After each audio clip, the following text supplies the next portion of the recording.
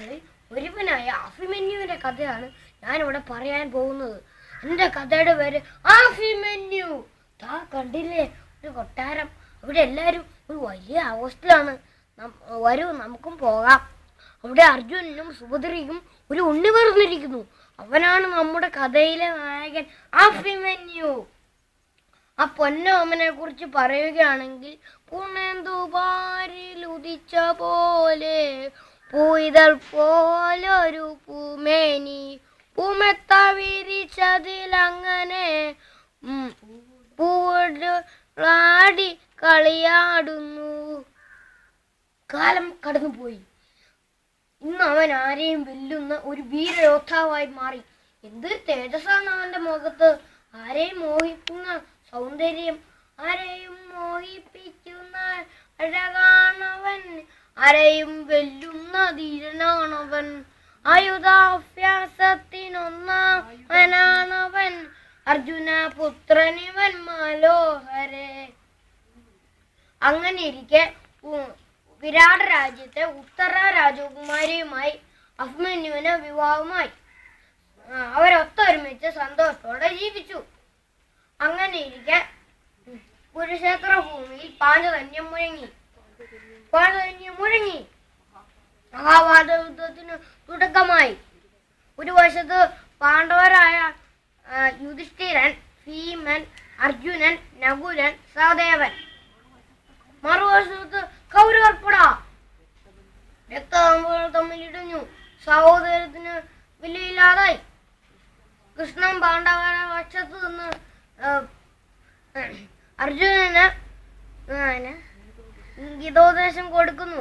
യഥാ യഥാ ഹി ധർമ്മസ്യ ഗ്ലാനിഷ്ഭവതി ഭാരത അഭ്യുത്ഥാനമധർമ്മസ്യ തദാത്മാനം സൃജാമ്യഹം. ഇന്ന് യുദ്ധത്തിന് 13-ാം നാൾ.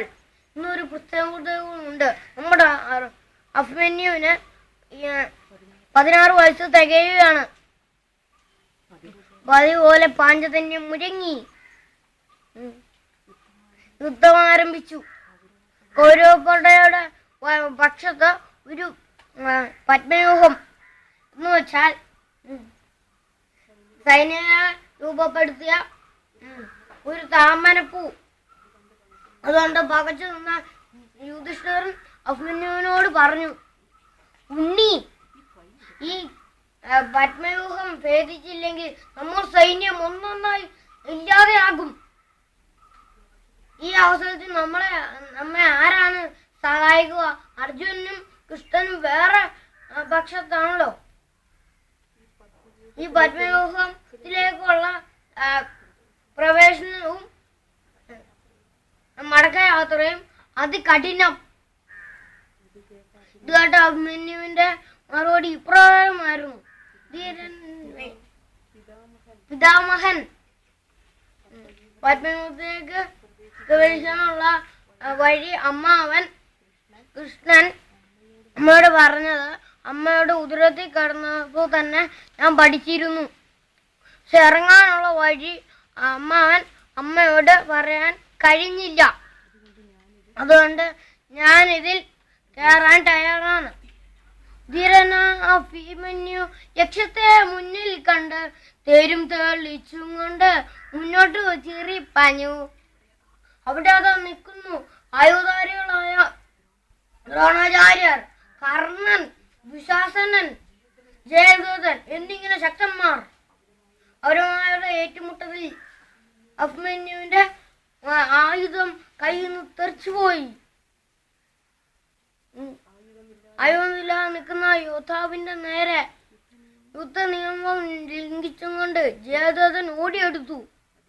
ആയുധാരി ശൈലിയായ അഭിമന്യു സ്വന്തം രഥത്തിന്റെ ചക്രം എടുത്ത് ഉയർത്തിപ്പിടിച്ചു. പക്ഷെ ആ ധീരയോദ്ധാവിന് അതിനു നേരം അവരെ മുന്നിൽ പിടിച്ചെടുക്കാനായില്ല. അവരൊന്നടങ്കം ആ വീരയോദ്ധാവിന്റെ കുതിച്ചു പാഞ്ഞു. പെട്ടെന്ന് ജയദ്രഥന്റെ വാളാൽ ആ ധീരൻ യുദ്ധഭൂമിയിൽ വീണു. ഭൂമേനിയാകെ രക്തത്തിൽ കുളിച്ചു.